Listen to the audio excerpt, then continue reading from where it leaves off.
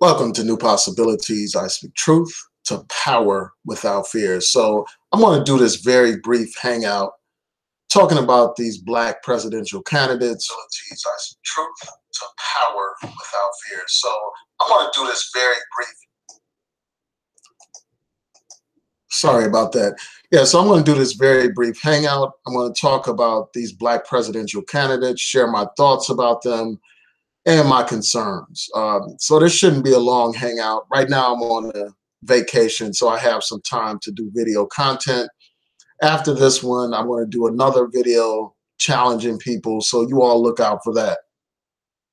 So let's get right into it. I'm going to share my screen. These are a couple of stories that I wanted to talk about earlier last week, but I just didn't have the time available to talk about them. So I'm going to talk about them now. I know that I'm behind the curve in terms of the timing, but anyway, I feel that they're worthy of continued discussion. So if you can bear with me, I'm going to share my screen so that you can see the articles that I'm referring to.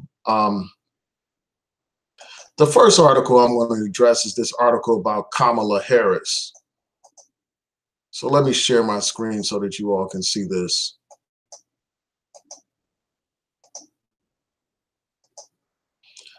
So as you all know, Kamala Harris is a U.S. Senator representing California. She was the state's attorney, and now she is running for president. And recently she did an interview on the Breakfast Club where she was talking about a wide range of subjects. One thing that came up was this whole issue of marijuana. And before I get into this, I just want to state my position. You know, I support the legalization of marijuana. I don't condone using it or anything like that. I've never have used it or anything.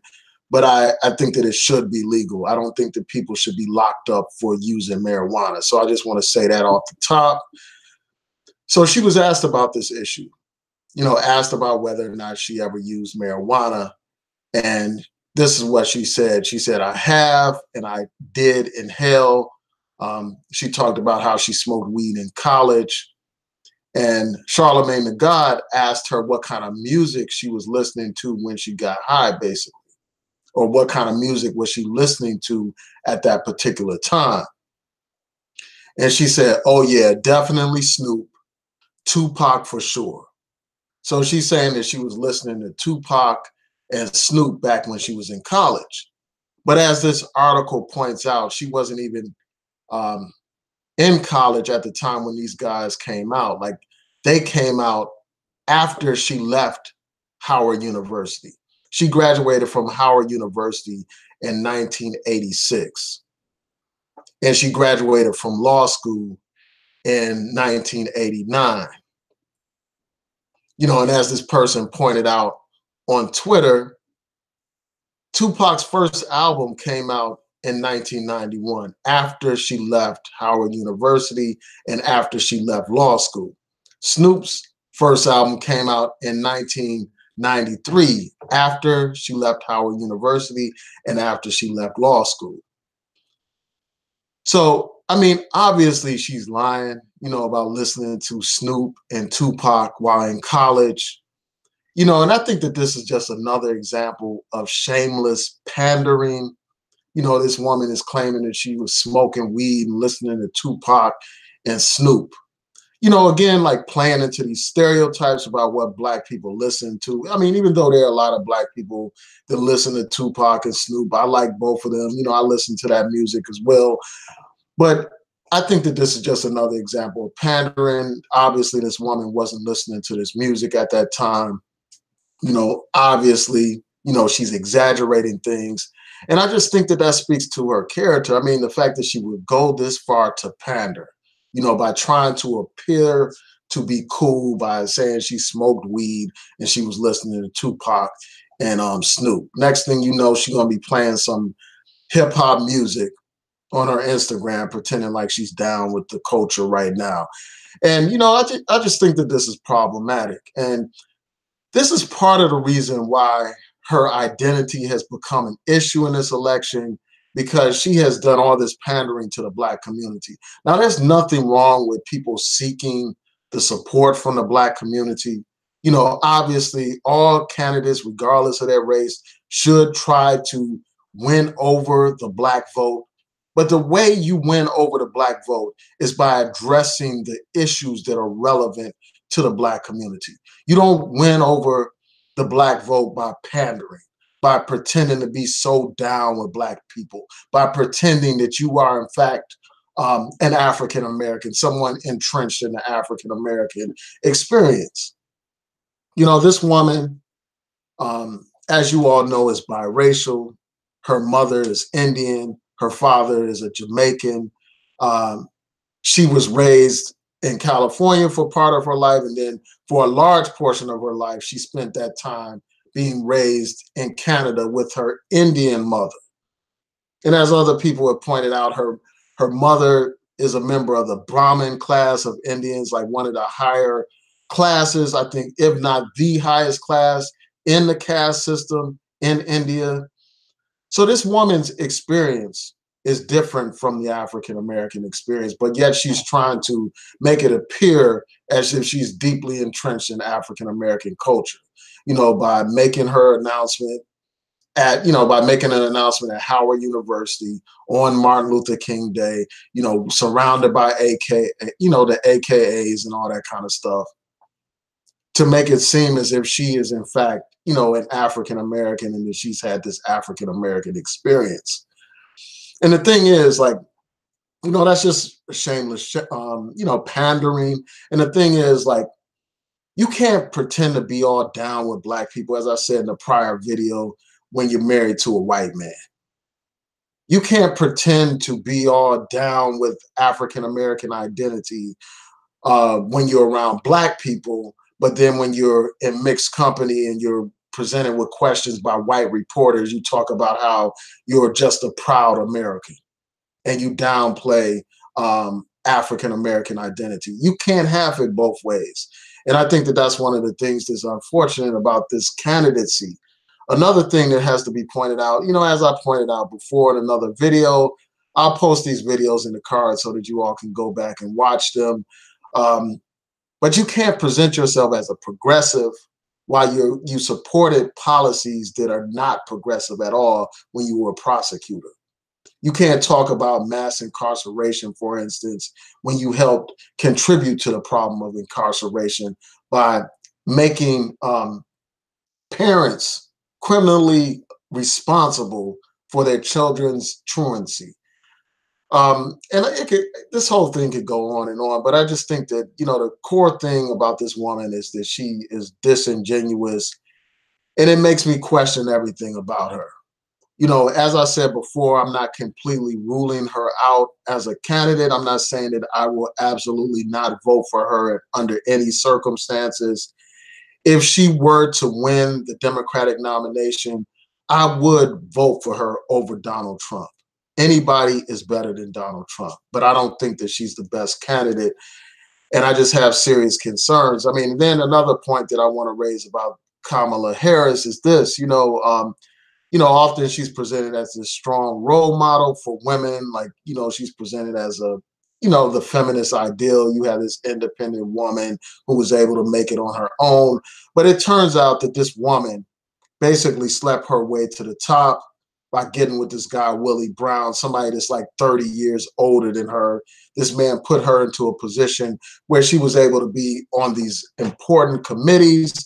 He helped her raise money for her early elections.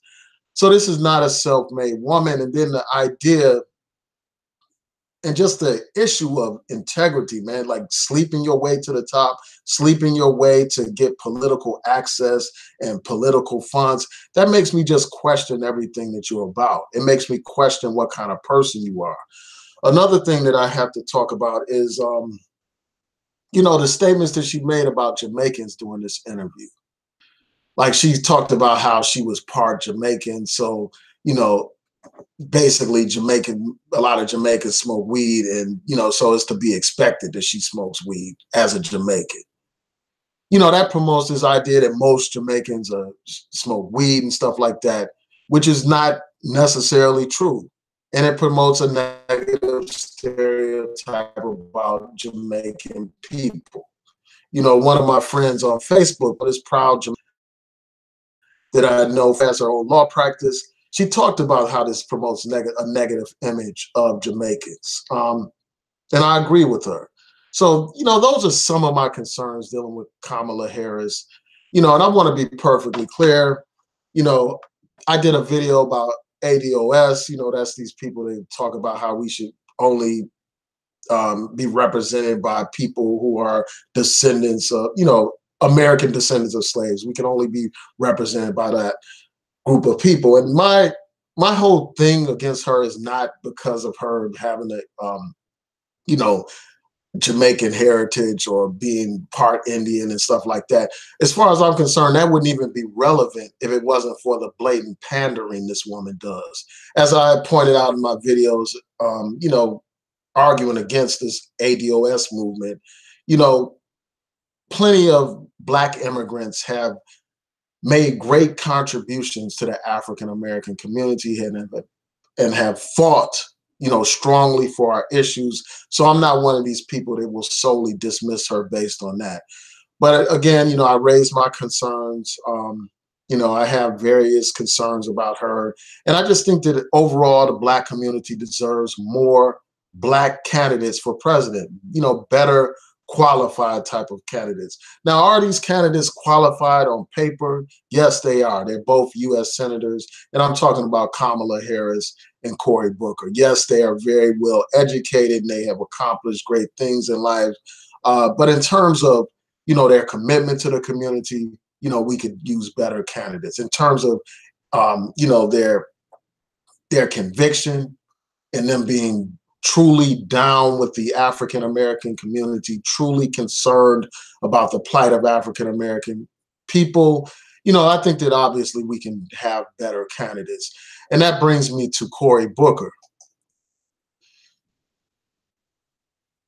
He did this talk where he was in front of this predominantly white audience. Let me get the information for you about exactly where he was. So he was in Marshalltown, Iowa, before a predominantly white crowd. That town has a population that's only 1.6% Black. So he's before this town and he brings up the subject of blackface. He's doing this meeting before this group of white people, basically.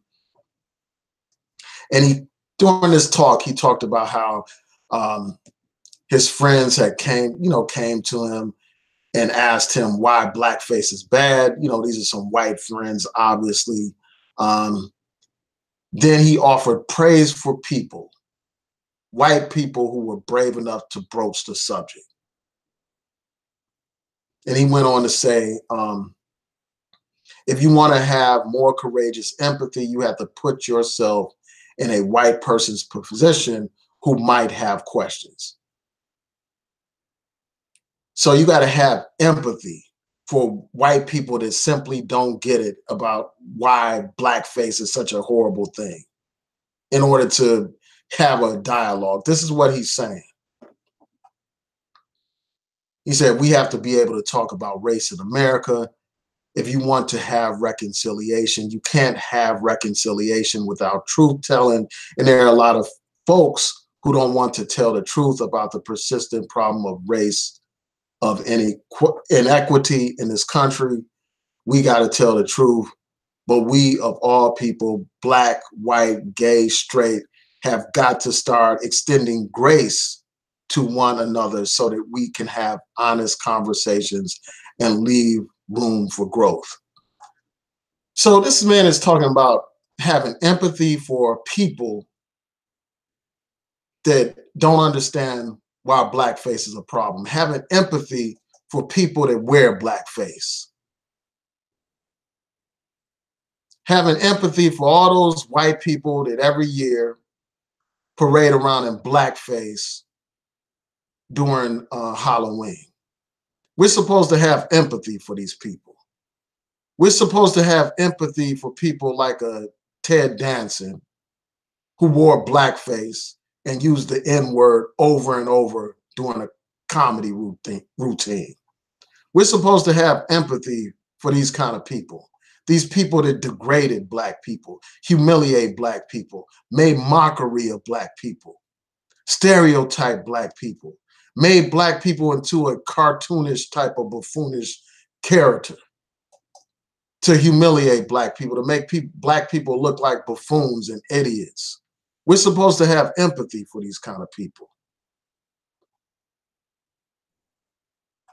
This is a man who's running for president of the United States. This is a man that we're supposed to believe is going to be a good candidate for us, an advocate for Black people, somebody that wants us to have empathy for white people like this. White people that laugh at us, that mock us, and degrade us.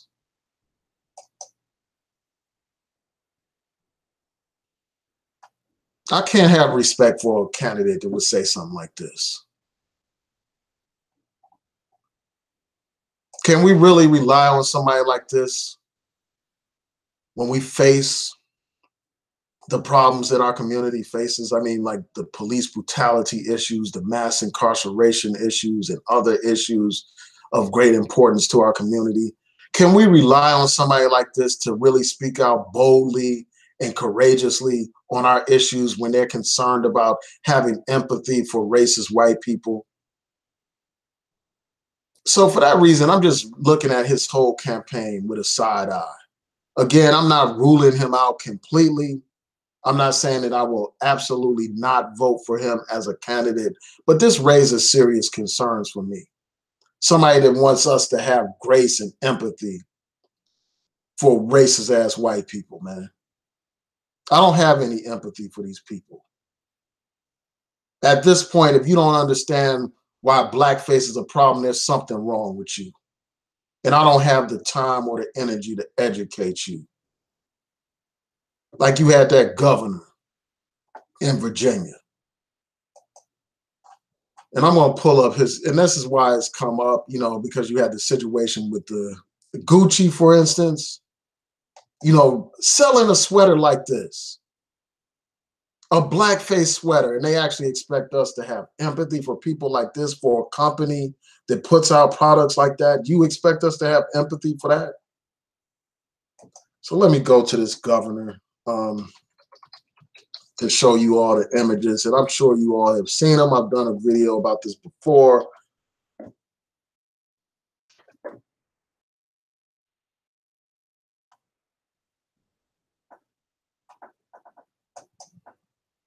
But here's the governor. Now they pulled this photograph from his medical school yearbook. This is on his page. It features a man in blackface and a Klansman. We're supposed to have empathy for this? We're supposed to have grace towards this guy? And then you actually got some foot shuffling, you know, buck dancing Negroes defending this man, you know, supporting this man.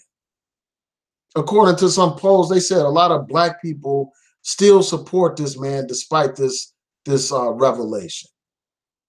Initially, this guy said, well, yeah, I was in the photograph, and, you know, he issued some half-hearted ass apology. Then later on, he's denying that he's in the photograph. Somebody like that is not fit for leadership, man. They don't deserve empathy and sympathy. They don't. And, you know, and I just think that it's a sign of being weak to call for such empathy and grace. It's a sign of somebody, you know, pandering again. But this time you have pandering to a predominantly white audience. Now I wonder how he would speak if he's in front of a Black audience. And that's the thing that the problem that I have with most of these politicians. They are not real people. They are like chameleons. They change with the environments in which they're in. Just like a chameleon, it will crawl onto a green leaf, for instance, and it will change its color to green. Or if it will be on the bark of a tree, and it will change its color to brown so that it will blend in with the tree. And that's what these politicians do. They simply flow with the environment that they're in. They say what will win over the crowd that they're in front of at that particular moment. And that's part of the reason why people are sickened by politics, man. They're sickened by these politicians, these fake ass politicians, man, that will say and do anything to win over a vote.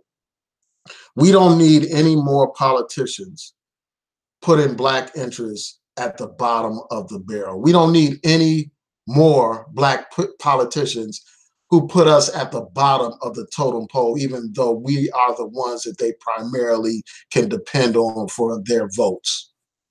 We can't put ourselves in that position, man. People need to ask this guy, Cory Booker, some hard questions about this statement, man. Wherever he goes, he needs to be asked about this. All of these politicians need to be questioned. I'm going to stop sharing my screen for a second. And the other point, I'll get to your comments in a second if there are people commenting. But the other point is this, man, this overemphasis on identity politics, I think is problematic, man. You know, overemphasis on the race of a candidate, the overemphasis on the gender of a candidate, when the real emphasis should be on the issues. The real emphasis should be on policy. I'm not interested in just voting for somebody simply because they're black if they're not going to address black issues. I'm not interested in voting for somebody simply because they're a woman, just so that we'll have the first woman president, just for the sake of saying we have our first woman president. I'm interested in people's positions on issues of importance to the black community. I want to know your position on reparations. I want to know your position on mass incarceration. I want to know what you plan to do to deal with poverty, to deal with failing schools, to deal with police brutality, to deal with all those issues in our community. I want to know what's your plan to promote black entrepreneurship. I want to know about all those things. I want to know, what is your position on healthcare? Do you support a single payer system or not? What is your position when it comes to foreign affairs as well? When it comes to the African continent and the Caribbean, the African diaspora? What are your positions on those types of issues? Those are the things that I want to know. I'm not interested in the fact that you went to Howard University. I'm not interested in the fact that you belong to some African-American sorority. I'm interested in, what are you going to do to promote the interests of the black community? That's my concern. And if there's a white politician that has a better track record, a better policy position on the issue, then I will vote for that person over somebody that's simply black. And likewise, if there's a black politician that has, a stronger position on the issues that are important to our people, then I'm going to go with that black politician. But right now, I don't see it. Right now, I see people that are so interested in being president that they will say and do anything to be president. I don't see people so far that are putting the interests of the African American community up front, that are truly embracing our issues. And that's up to us too. That's something that I have to stress. We can't sit around waiting for politicians to come up with a quote unquote black agenda. We have to be the ones presenting them with that agenda and demanding that they support that agenda. And if they don't support that agenda, they don't deserve our vote. That's what we need to do. That's what every single other interest group does in this community. In this country. That's what they do. They don't sit back and wait for the politicians to tell them what issues are of importance to their particular community. They come to those politicians with their issues. They come to the politicians with their agenda. And that's what we need to do. And that's what many, for instance, civil rights groups are doing in the black community, but we need more of that. And that should be the criterion criteria by which we judge these candidates, not by their ability to talk about how they listen to some hip hop songs or vote for people based on them smoking weed in college. That stuff is irrelevant in the big scheme of things. What matters is what they're going to produce for the Black community, what they're going to do for the Black community. To hell with all the smoke and mirrors stuff. To hell with what kind of music you listen to or what kind of weed you smoked in college. I want to know what you're going to do for our people. I want to know about your track record of doing things for the people. So those are my primary concerns, man. And I just think that right now, going by that standard, these Black presidential candidates are not measuring up. They're not. Perhaps they will improve as this election goes forward. That, and I'll be one to acknowledge that improvement. I'll be one to acknowledge their embrace of issues that are of importance to our community. And I'm not saying that they don't embrace some issues that are of importance to our community, but so far I'm just not impressed with these people. So far, I think that we need better candidates. And, one person that I would like to see enter the race would be Eric Holder. I'd like to see him enter the race. I think that he, in many ways, offers more, based on his track record with the Justice Department than these other two candidates. So I'm very interested in seeing how this shapes up. Bernie Sanders announced that he is running for president in 2020. You have a large number of people that are running for president, running for the Democratic nomination. So I'm going to continue to follow things. I'm going to continue to keep myself educated, and I will bring information to you as it comes to me. As you all know, during the last presidential election, I supported Bernie Sanders.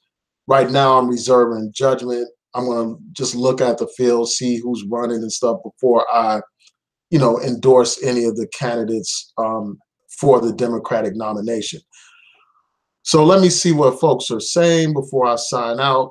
I want to thank you all for your support, for watching this channel, for watching this live stream. Get the likes up. If you are not subscribed to this channel, please subscribe.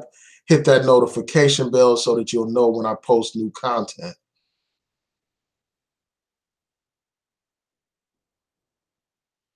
So Covina Man said that he likes Cory Booker. He's a Generation X. He's a nice guy who's typically hated by Black women in the hip hop generation. I'm not aware of Black women hating him. I don't know where you're getting that from, like why you say Black women hate him. I'm just concerned about like this whole flakiness factor, man. His whole weakness when it comes to these white people, talking about extending grace and empathy towards racist ass white people. I mean, that sounds like some Uncle Tom type stuff, to be frank, some cooning type stuff. But I'm going to reserve judgment right now. But I'm just saying that gives me concerns. Shout out to Elaine Lloyd. Thanks for tuning in. Good morning to everybody. Shout out to Gab Talk TV. So Gab Talk, you said you want to talk to me. You can email me at newpossibilitiesblog@yahoo.com. A while ago, YouTube got rid of their messaging feature here. I don't know why they did that. So it makes it more challenging to give messages to people. But you can email me at newpossibilitiesblog@yahoo.com. Yeah, Skull Island said Bernie Sanders all the way in 2020. Yeah, I mean, so far, he's one of the candidates that I really like right now. My only concern with him is his age, man. He's getting older, and you need somebody that's going to have the stamina to be president. So that's one of my only concerns, just his age factor.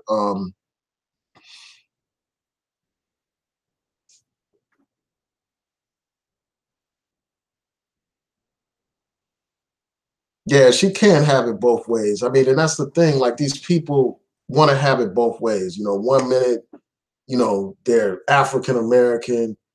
She's in a video where she's like Wakanda forever and all that stuff. And then the next moment, she's in front of a white news reporter and she's talking about she's just a proud American. You can't have it both ways. You can't play the black community like a side chick, man. And that's what these politicians try to do.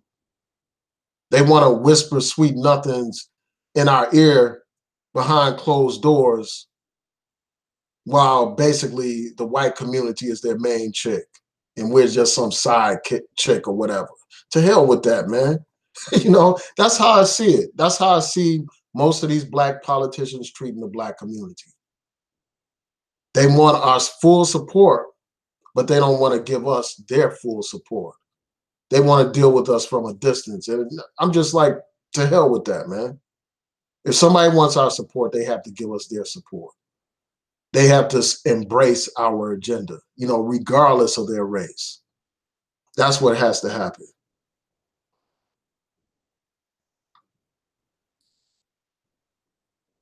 Yeah, and the thing is, like with Cory Booker, I'm gonna do more research on Cory Booker. Shout out to Garage Autonomous. Yeah, one thing about him is that I know on several occasions he has sided with corporations over the people. You know, there have been examples where he's voted against various measures or whatever in favor of corporations. I plan to do more research on that and, you know, do a thorough analysis of, you know, that particular issue and of his record. So you all can look out for that.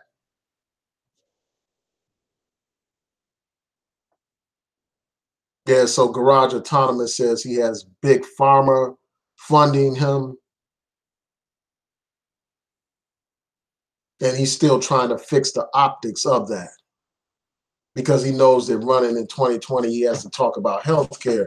Yeah, that's a big issue because you have Kamala Harris, who has embraced, you know, Medicare for all, you know, a single payer type of system. Um, so that is going to be a challenge for him in this election.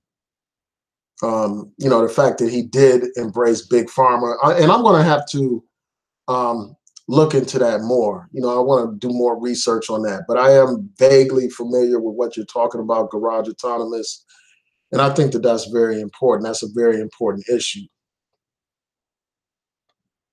And as Garage Autonomous points out, like big pharma, they don't want to see universal health care, you know, because they profit from this current system the way it's set up.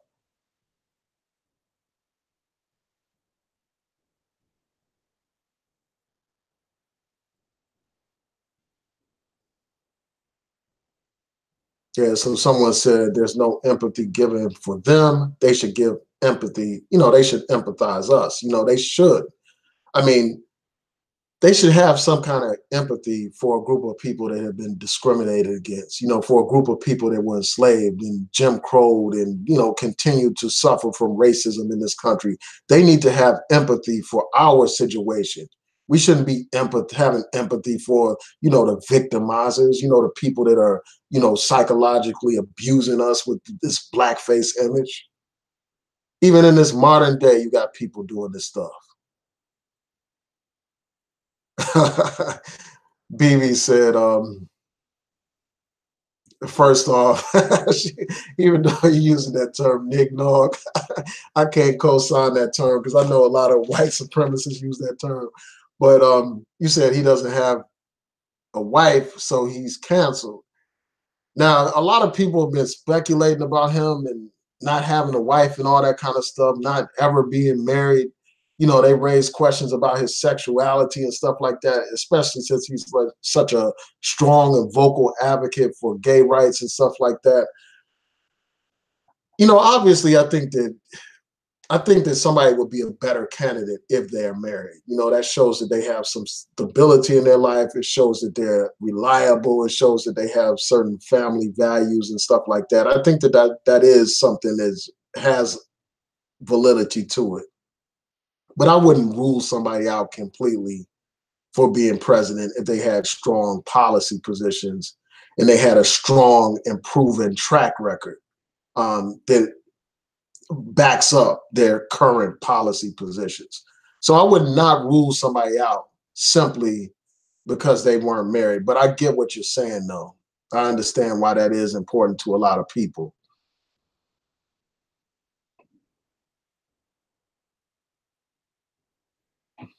Shout out to Ghost Rider. Yeah, I agree with y'all. I mean, we don't need to understand that hatred of black people. I agree with that. Wish for, let's see. Good morning to Christina Edwards. Shout out to you. Shout out to David Bowman. Thanks for tuning in.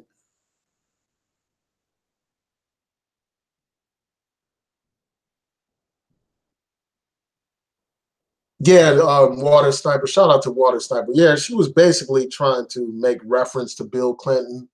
Like Bill Clinton said, he tried marijuana, but he didn't inhale and stuff like that. That's what he said at that time, because back then it was more smoking marijuana was more taboo and stuff like that. It was more of a big deal back then. Today, marijuana is on the verge of being legalized around the country, so it's not as big of a deal. And I think that that was obviously a reference to Bill Clinton and stuff like that. And that reminds me of Bill Clinton. Like, Bill Clinton is one of these people that mastered this whole thing about identity and, symbolism. And I compare identity and symbolism to junk food, man. It's political junk food, and that's what they feed black communities and black voters. They give you a whole bunch of symbolism and identity politics without real substance. Just like you go to Burger King or McDonald's and you're going to eat something, but it's not giving you much nutritional value, man. And that's what it is with these politicians. They give you a whole bunch of symbolism, telling you about what kind of music they listen to. Just like Bill Clinton got on Arsenio Hall's show with some sunglasses on and playing the saxophone, and these dumb Negroes referred to him as the first black president because he put on those particular antics for you. Because he was raised by a single house, single mother and all that kind of stuff. People saw him as black. Because he smoked weed, people saw him as black. Because this guy was a womanizer and had an affair on his wife, multiple affairs on his wife, black people, for some reason, thought that that made him some kind of honorary black person.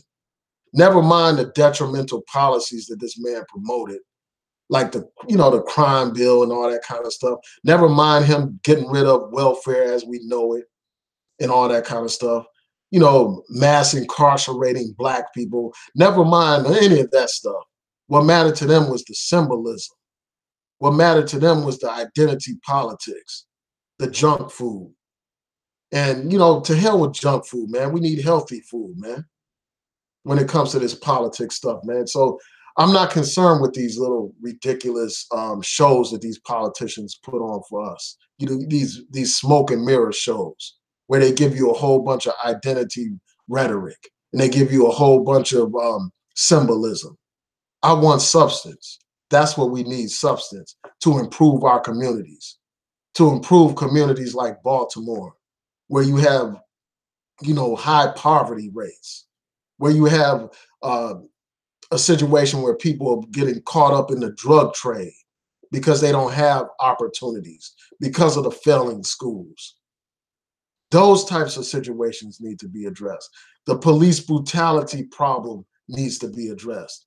I don't need to hear about what kind of songs you listen to in college or what kind of weed you was smoking back in the day. I want to know what you plan to do for our people today. And, the Breakfast Club, while it's entertaining and it does reach people who aren't concerned about politics and stuff like that, it's not a real forum for real discussion about anything of substance.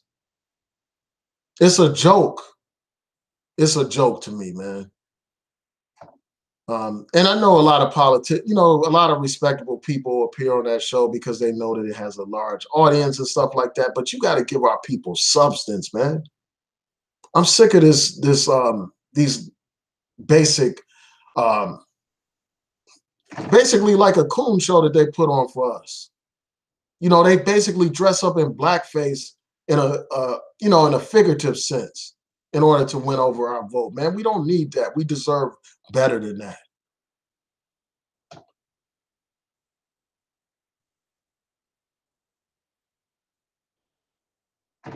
Yeah, so somebody said, I don't I don't like Cory Booker or Kamala Harris. I believe that either one of them, I don't believe that either one of them would be good for the Black community. Um,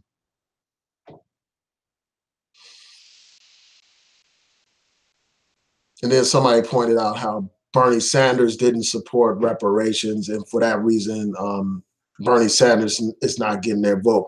And I think that that is a valid point to raise. And I addressed it back then when he stated his position on reparations. I understand why people take that position.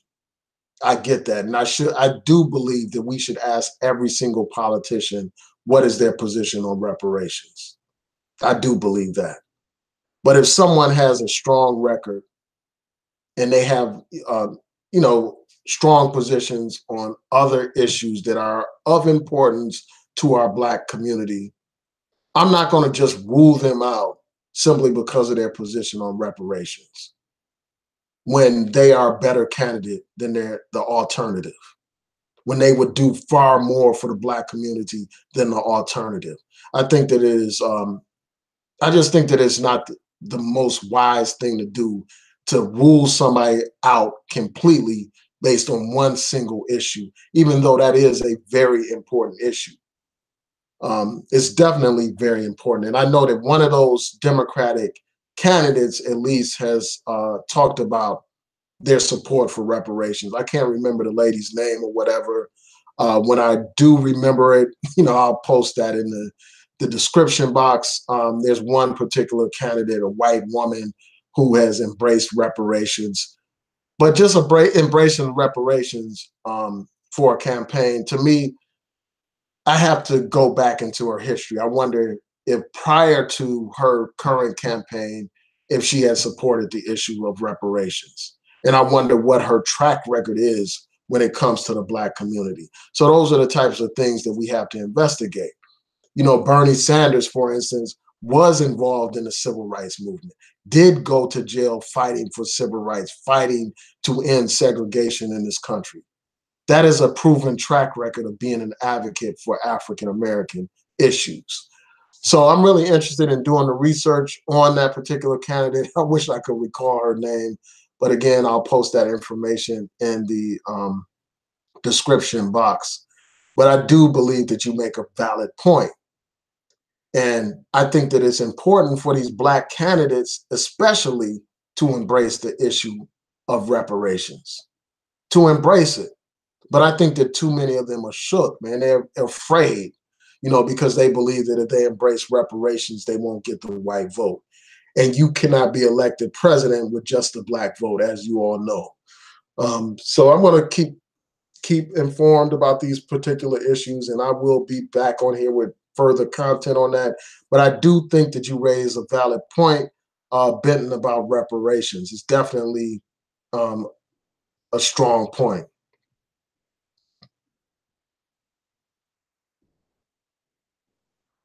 Okay, so BB said, just his age. How about his politics? Um, in terms of socialism. And she basically said that that's never going to happen in a capitalist society. A lot of people said a lot of things aren't going to happen, man. Just like people said apartheid would never end. Just like people said Jim Crow would never end. And I don't think capitalism is necessarily going to be a permanent system here. I mean, all things are subject to change. And in many ways, we do have some kind of forms of socialism, whether you're talking about like Medicare, Medicaid, for instance, or you talk about Social Security. Those are examples of socialized programs. And I think that this country, if it is going to join the modern world, is going to have to move towards systems like single payer systems. We need to move towards free public higher education. There was a time that when you didn't have public schools, where people could go to school for free and stuff like that. Public schools are an example of so-called socialism. We need to have free higher education. There's no reason why somebody should graduate from college in hundreds of thousands of dollars of debt and stuff like that. That should be something of the past. So I think that some forms of socialism are the future. And it's up to the people to change the reality, man. I'm sure that people thought, Social Security would never happen. I'm sure people thought that Medicaid would never happen, or, food stamps or food housing assistance, for instance. In many ways, those are forms of socialism, where the wealth is redistributed to communities that are in need, through the tax system and stuff like that.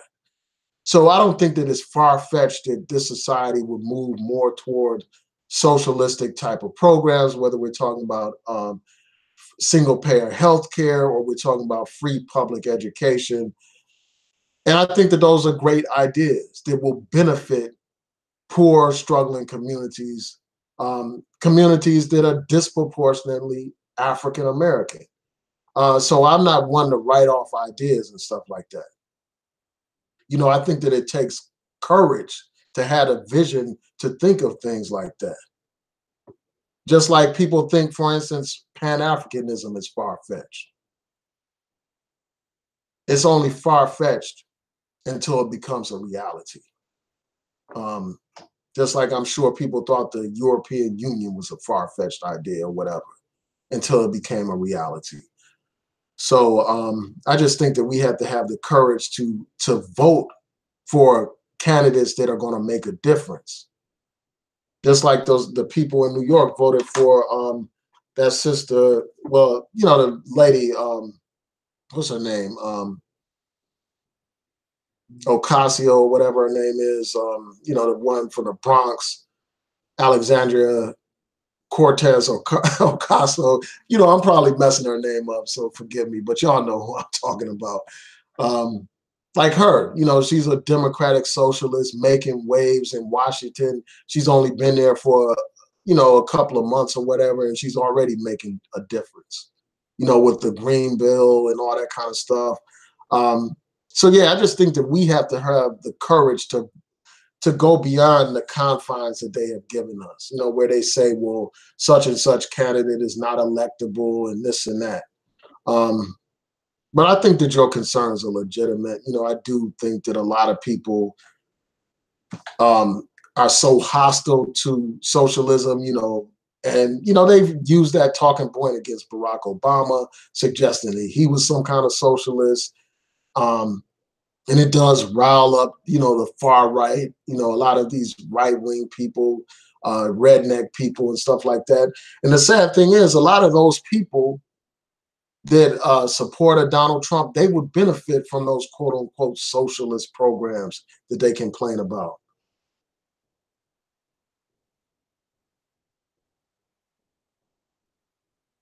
Yeah, so I'm just keeping my options open when it comes to this whole campaign. We're so early in the process, but I will continue to follow it.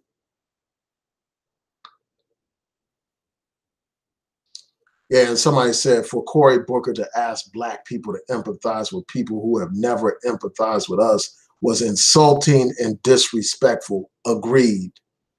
It's insulting and disrespectful, man. That sums it up.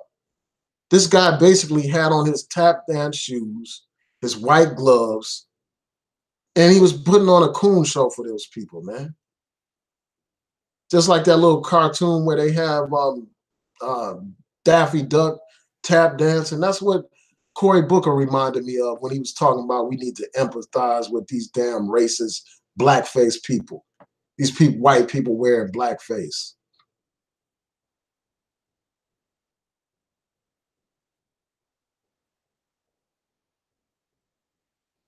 Yeah, so somebody said Bill Clinton was a Republican who ran as a Democrat, and so was his wife. Yeah, his wife supported McGovern, I think that's his name.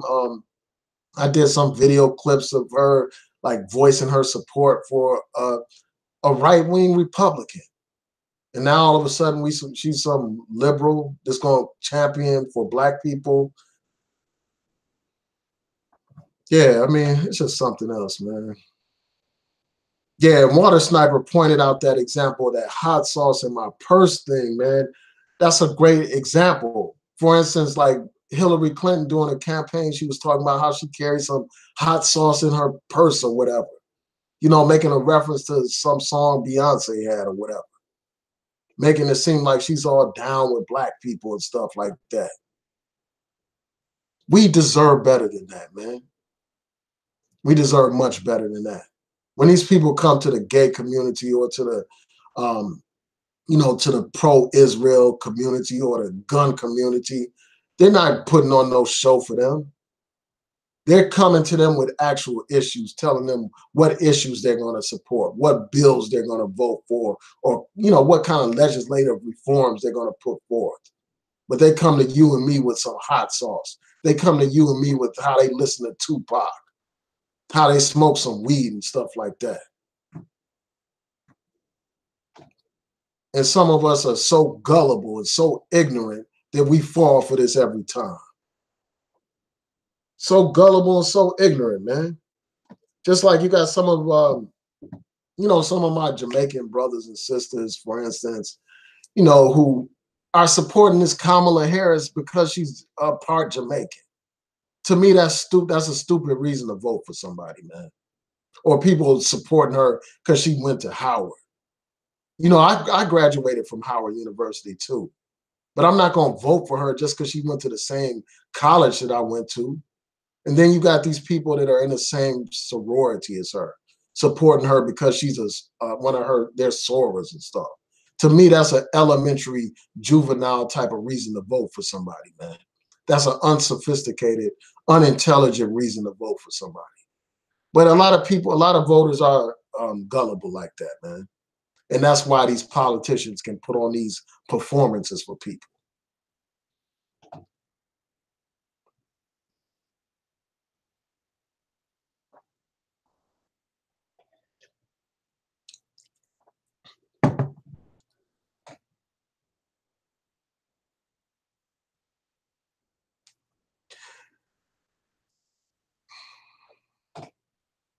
Yeah, but we need to ask all these people why, you know, what's their position on reparations. So I agree with everybody that's saying that.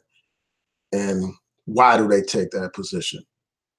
Every single politician needs to be asked that question, regardless of their race. It's not a question just reserved for the black politicians.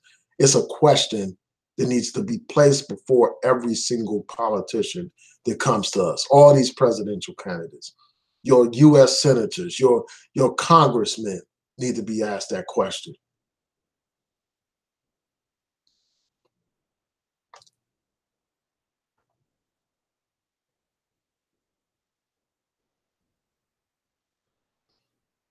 Yeah, and then somebody said Elizabeth Warren is good. Yeah, I mean, she's definitely has a progressive track record.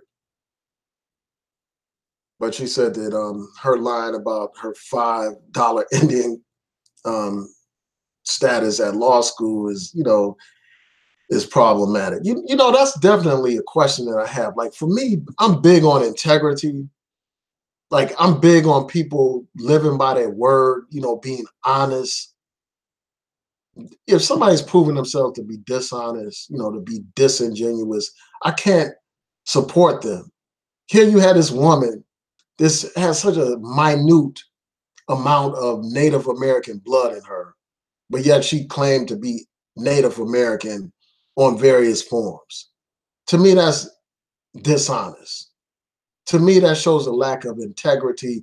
And now she claims that her family had told her for the longest time that she was Native American. And that's part of the reason why she put that stuff on her paperwork or whatever. But I just think that it's not a good look for her at all. And if people press it hard enough, it will derail her campaign.